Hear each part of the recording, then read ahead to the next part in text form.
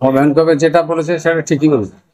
কলকাঠি নাড়া চলছে, এটা 100 বার সব জায়গাতেই চলছে।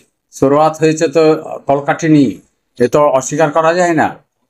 কোনো জায়গায় ডিস্টার্ব নাই তা নয়, প্রত্যেকটা বিধানসভায় ডিস্টার্ব রয়েছে। আমার হরিয়ের পাড়ায় ছিল না, সেখানেও ডিস্টার্ব আরম্ভ হয়ে গেল। সব মিলে জিলে যারা ক্ষমতায় থাকে তারাই যদি করে, তারা কিছু করে নাই। আমি 2009 সালে এই পার্টিটা করেছি, তখন পার্টি ঝান্ডা ধরার লোক ছিল কম। সেই লোক আমি বাড়ি বাড়ি গিয়ে মানুষের সাথে করে এই দলটা তৈরি করেছিলাম। আমাদের নেত্রী মমতা বন্দ্যোপাধ্যায় তখন আমাকে দায়িত্বটা দিয়েছিল 2009 সালে। যে আজকের বাজারে যারা মাথায় 5 গজনে গজিয়ে যারা ঘুরে বেড়াচ্ছে, তারা 2009 সালে কোথায় ছিল? হ্যাঁ, কে এলো 17 সালে, কে এলো 18 সালে, কে এলো 14 সালে, এসে তারা হয়ে গেছে নাকি? আমি 16 সালে যখন বিধায়ক হলাম তৃণমূল কংগ্রেসের, তখন সেই মুহূর্তে মানে 4 জন, আমরা 16 সালে 4 জন জিতেছিলাম। একদম ঠিক।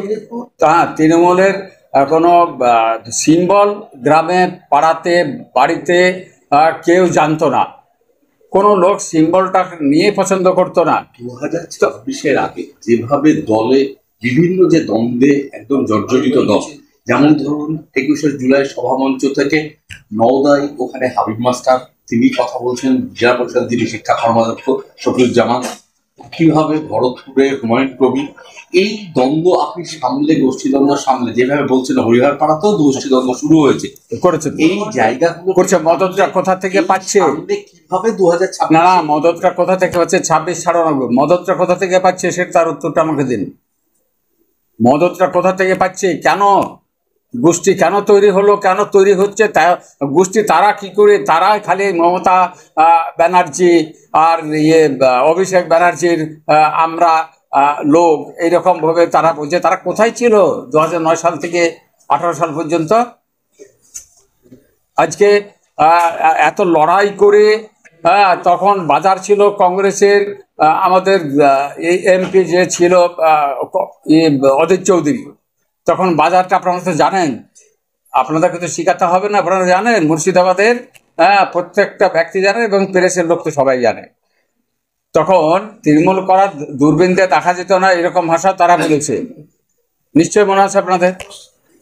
তাহলে আজকে অন্যান্য দল কিন্তু তৃণমূল মানে ছাড়া অন্যান্য দল দূরবীন দিয়ে দেখা যাচ্ছে না, এটাও ঠিক। এখন উল্টোটা হয়েছে।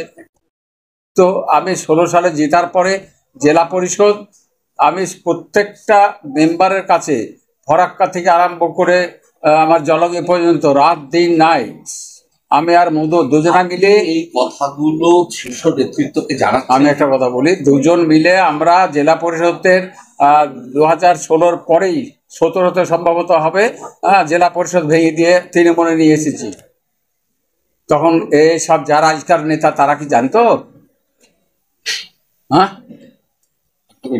একদমই জানতো না। সব ঝড় তৈরি করে, মানে আমি আজকে চুপচাপ থাকে, আমি কিছু বলি না, কিন্তু আজকে অনেক লোক, তাদেরই প্রাধান্য বেশি, তারাই যা ইচ্ছা তাই করছে। প্রত্যেকটা বিধানসভায় গোষ্ঠীদ্বন্দ্ব আছে। এই গোষ্ঠীদ্বন্দ্ব যতক্ষণ পর্যন্ত এর মেরামত না হবে, যতক্ষণ পর্যন্ত না মেটাতে পারবে গোষ্ঠীদ্বন্দ্ব, ততক্ষণ পর্যন্ত মানে অবস্থা কিন্তু ভালো নাই, ভালো থাকবে। বলছেন 22-0 করে মমতা বন্দ্যোপাধ্যায়কে আমরা উপহার দেব। আপনি বলছেন বিধানসভার আগে এই গোষ্ঠীদ্বন্দ্ব না মেটালে কিন্তু ফল ভালো হবে না।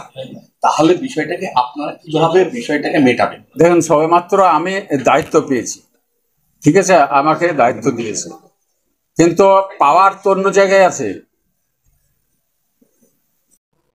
বুঝতে পারছেন? তাহলে এবার আমি ক্রস করব কি করে? আমি কোথাও গেলে পরে তো এবার গোষ্ঠীদ্বন্দ্ব, এই নিয়ামত এসছে, এসে এই গোষ্ঠীদ্বন্দ্ব করছে, আলাদা গোষ্ঠী করছে, এটা একটা তৃতীয় একটা ফ্রন্ট হয়ে যাবে। দুটো আছে, তৃতীয় ফ্রন্ট হয়ে যাবে। তাহলে আমি গোষ্ঠীদ্বন্দ্ব চাই না। হ্যাঁ, দল যেভাবে আমাকে বলবে আমি অবশ্যই দলের একদম 2009 সাল থেকে সৈনিক। আমি দলের নির্দেশ ছাড়া আমি চলব না। মমতা ব্যানার্জি আমাদের শ্রদ্ধেয় নেত্রী আমাকে দলে যোগ দিয়ে করাচ্ছেন 2009 সালে। তারপর আমার নেতা অভিষেক মহাশয় যেভাবে আমাদেরকে পরামর্শ দিবেন আমরা সেইভাবে আমরা চলব।